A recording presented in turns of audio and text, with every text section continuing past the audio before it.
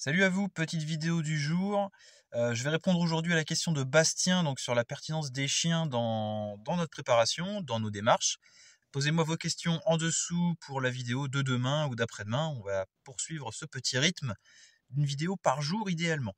Alors, la pertinence des chiens dans les préparations, je vais être obligé pour répondre à cette question d'effacer toute la partie émotionnelle de ce genre de questions pour se concentrer simplement sur le factuel. C'est une question parce que c'est une question qui est personnelle. C'est sûr que si vous aimez les chiens, vous êtes passionné des chiens, vous avez votre chien, etc.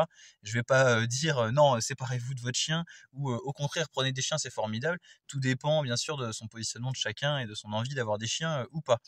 Alors la pertinence du chien pour la survie, pour le survivalisme, évidemment.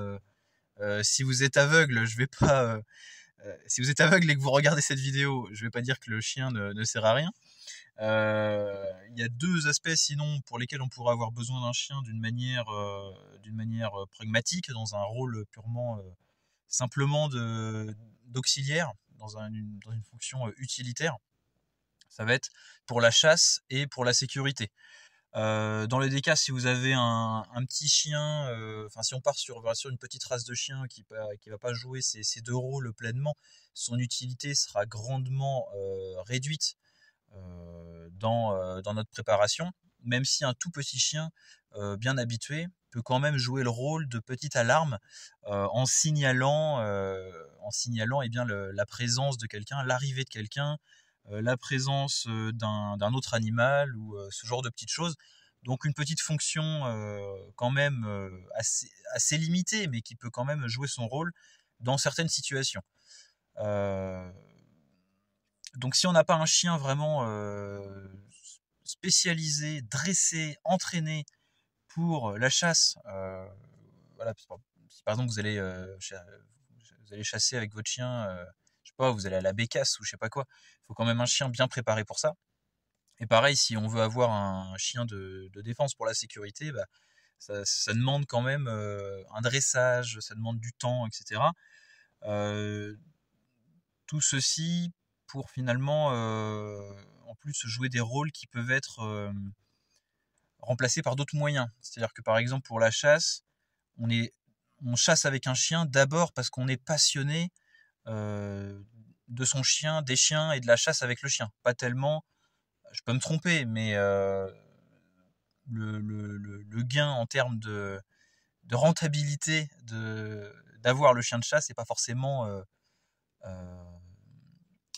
perceptible parce qu'il faudra compenser l'apport de gibier par l'entretien du chien, les frais de vétérinaire, nourrir le chien, etc. Même s'il va être récompensé en plus par le gibier qui va choper lui-même, donc ou qui va rapporter le plus souvent. La majorité des chasseurs vont pas manger les oiseaux eux-mêmes, mais ça sera pour le chien. Donc finalement, les deux s'équilibrent, les deux s'annulent.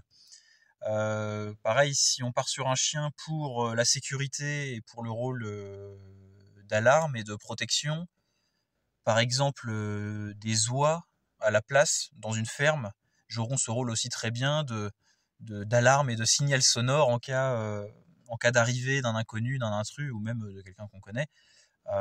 Et la différence avec le chien, c'est que les oies en plus nous fournissent des œufs.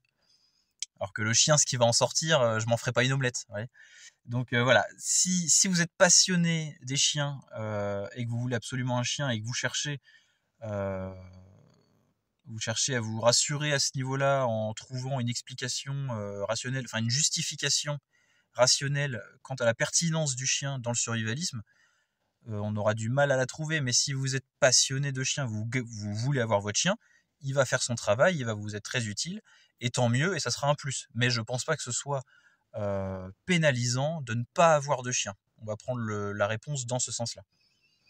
En plus de ça, si on veut avoir un chien et qu'on est dans une démarche d'autonomie ou d'autosuffisance, avoir suffisamment de nourriture en autonomie carnée pour son chien, ça va être aussi assez limitant, à moins d'avoir une production quand même alimentaire suffisante pour nourrir toute la famille en viande, et en plus de ça, avoir suffisamment pour nourrir le chien, même si le chien en plus pourra se contenter des déchets animaux que la famille ne va pas forcément consommer. Voilà, des parties moins nobles, certains abats, les os, etc. les restes de cuisine aussi après les repas. Donc ça peut s'équilibrer, ça peut s'entendre, mais on y a réfléchi donc nous de notre côté à la question du chien et finalement prendre en compte donc l'alimentation vétérinaire, etc. pour simplement avoir un bon chien de ferme qui va simplement être un bon pépère dans la cour et servir d'alarme et un petit peu faire peur à des intrus. C'est quand même beaucoup d'investissement pour un résultat pas forcément voilà, parce que le chien qui va faire peur aux intrus, c'est un peu du même niveau que la légende urbaine du bruit de la pompe du fusil à pompe. Ça se contourne quand même assez facilement. Il y a plein de chiens qui se font empoisonner par des cambrioleurs. Le problème est assez gérable finalement pour eux. Une fois qu'ils ont un certain niveau dans le délit, c'est pas un chien qui va forcément les freiner, à mon avis. Donc voilà. On a juste un petit chien. Vous avez peut-être déjà vu en vidéo le petit chien à sa mémère. C'est le chien de ma femme qu'elle a depuis des années. Dédicace à Maki d'ailleurs, c'est la même race de chien. Donc un petit chien qui consomme peu de croquettes, qui est pas trop malade et qui est assez joueur et qui est assez obéissant et qui joue son rôle d'alarme et ça s'arrête là. Donc voilà, on pourrait s'en passer. On va pas forcément reprendre de chien quand malheureusement la chienne nous quittera dans quelques années. Ce sera pas notre priorité de reprendre un chien. Voilà pour la question des chiens. J'ai essayé de faire très rapide et de simplement vous donner mon avis sur l'utilité des chiens.